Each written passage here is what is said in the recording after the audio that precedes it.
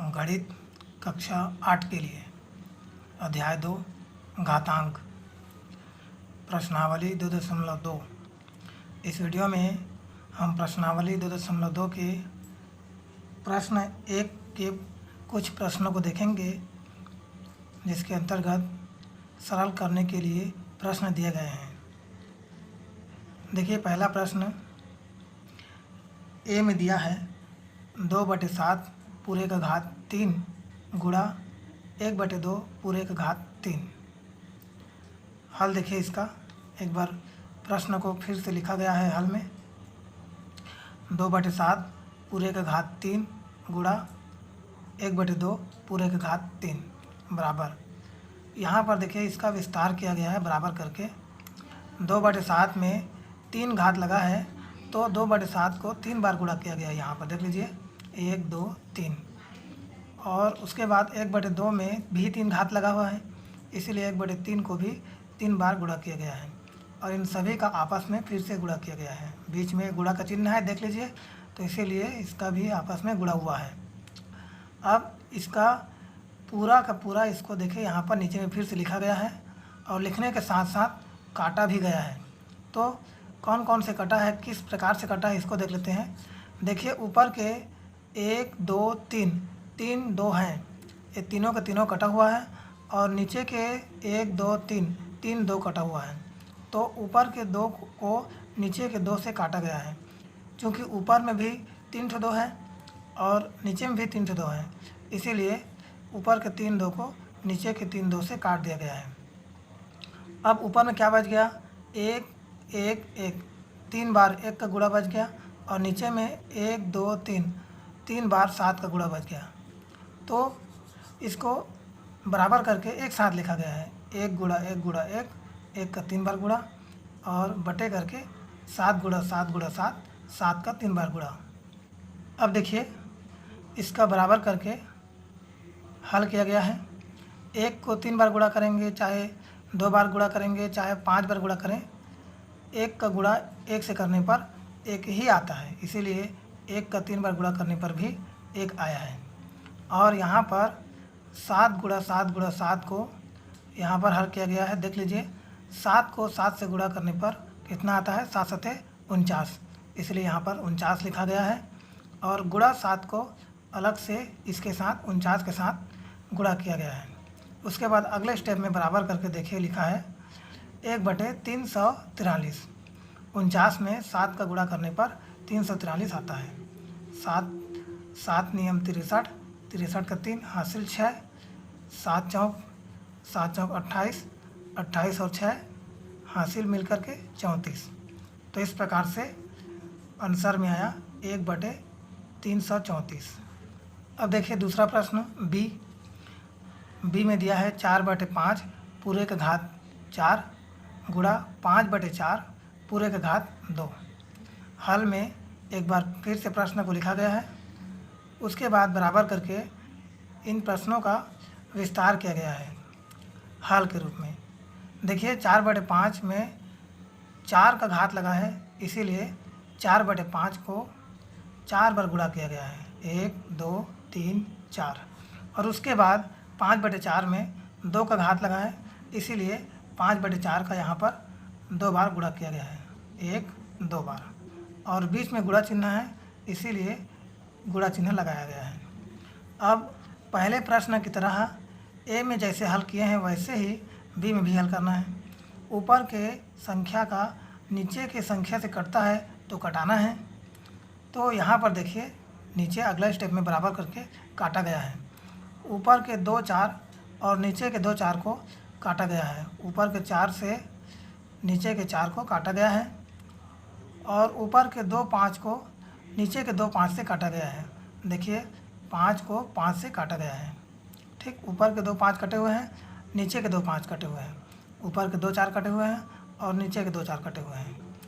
उसके बाद 4 गुणा 4 बटे 5 गुणा 5 ये बचा हुआ है, उसको यहाँ बराबर करके अगले स्टेप में लिखा गया है 4 गुणा 4 बटे 5 गुणा 5।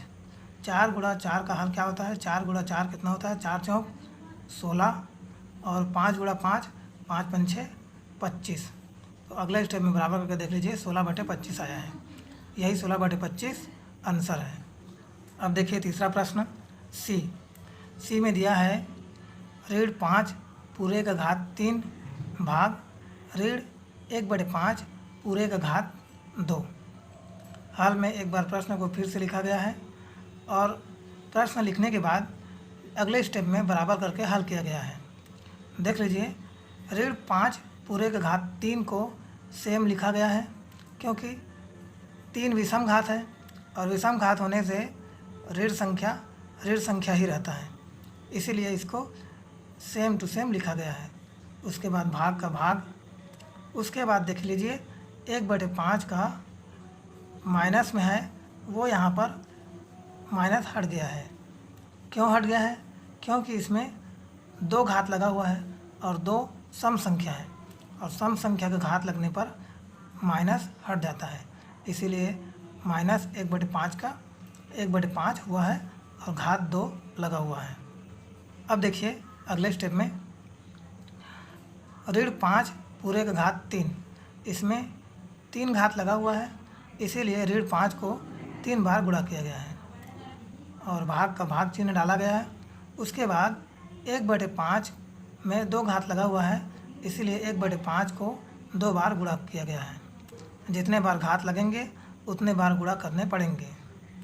अब यहाँ देखिए अगले स्टेप में ऋण 5 गुणा ऋण 5, इसको गुणा किया गया है। 5 पंछे 25 और ऋण गुणा ऋण करने पर धन आता है और धन को लिखना नहीं पड़ता, इसीलिए यहाँ पर लिखा नहीं गया है। और ये वाला ऋण 5 को ऋण 5 उतारा गया है और गुणा का गुणा उतारा गया है।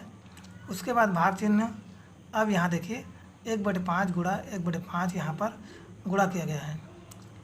1 गुणा 1, ऊपर के 1 को 1 से गुणा किया गया है, 1 एकम 1 और नीचे के 5 को अगले 5 से गुणा किया गया है। 5 पंछे 25।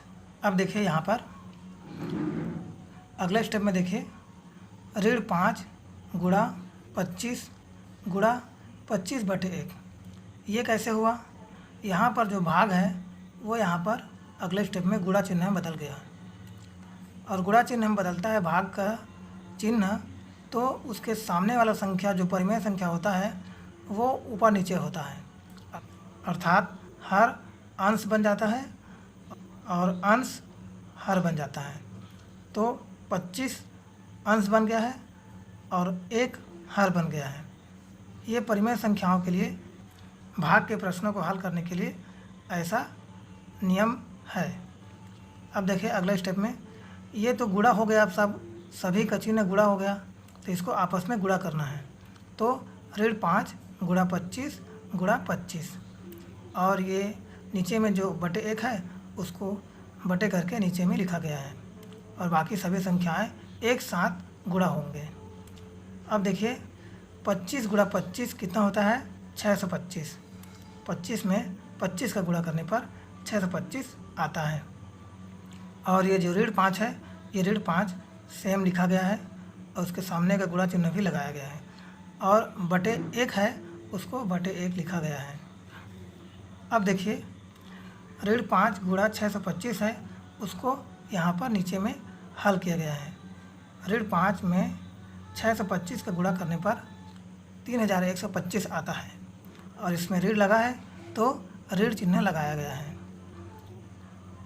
5 पंछे 25 का 5 हासिल 2, 5 दूनी 10, 10 और हासिल 2 करके 12, 12 का 2, फिर हासिल 1, 5 छक्का 30, 30 और 1 हासिल करके 31। तो इस प्रकार से ऋण 3125/1 आया। अब देखिए बराबर करके ये जो /1 है इसको हटा दिया गया है, क्योंकि /1 हर में 1 रहता है, तो उस हर को हटा देने पर संख्या में कोई परिवर्तन नहीं होता है। 1 से बड़ा होने पर हटाना नहीं है, लेकिन अगर 1 होता है बटे में हर में तो उसको हटा सकते हैं। तो इस प्रकार से ऋण 3125/1 बराबर ऋण 3125 25, यही आंसर है। आंसर में 3,125 आया। अब देखिए चौथा प्रश्न डी और इस वीडियो का लास्ट प्रश्न। 3/4 पूरे का घात 3 गुणा 3/4 पूरे का घात ऋण 5। हाल में प्रश्न को एक बार लिखा गया है। उसके बाद अगले स्टेप में बराबर करके देखिए 3/4 पूरे का घात 3 सेम उतारा गया है। उसके बाद गुणा है तो गुणा चिन्ह लगाए हैं। उसके बाद 3/4 का यहाँ पर 4/3 हुआ है। अब ये ऐसा किस लिए हुआ है? क्योंकि देख लीजिए इसमें ऋण 5 जो घात है वो माइनस में है और माइनस घात को प्लस घात में बदलते हैं, ऋण को हटाते हैं तो परिमेय संख्या अंश हर में बदल जाता है और हर अंश में बदल जाता है। इसलिए 3/4 का 4/3 हुआ है।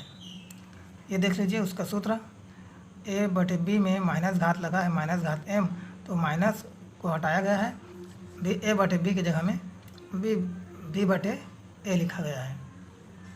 अब यहाँ पर इसका विस्तार किया गया है।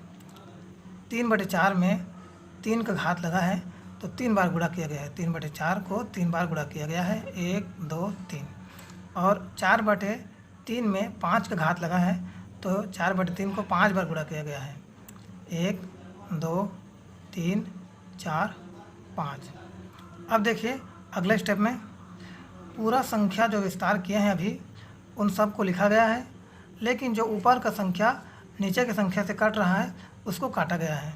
तो देख लीजिए नीचे में ऊपर में कितने 3 हैं, 1 2 3, और नीचे में 3 1 2 3 4 5, 5 बार 3 आया है। लेकिन ऊपर में 3 बार 3 आया है तो नीचे के 3 बार 3 से काट दिए गए हैं। देख लीजिए 1 2 3, ऊपर का 3 बार 3 कट गया और नीचे का 1 2 3, नीचे का 3 बार 3 को काटा गया है। उसके बाद नीचे में देख लीजिए 4 का 4 4 4, 3 बार 4 आया है और ऊपर में तो 5 बार 4 है, तो नीचे के 3 बार 4 को ऊपर के 3 बार 4 से काटा गया है। ठीक, तो इस प्रकार से ऊपर में बचा, अंश में बचा 4/4 और हर में बचा 3/3। उसको यहाँ पर बराबर करके लिखा गया है। देख लीजिए 4/4 बटे 3/3। अब यहाँ देखिए 4/4 बटे 3/3, इसको हल किया गया है बराबर करके। 4/4 कितना होता है, 4 चौक 16, और 3/3 कितना होता है, 3 तिया 9। तो 4/4 बटे 3/3 का आंसर आया 16/9, यही आंसर है। आज के इस वीडियो में इतना ही।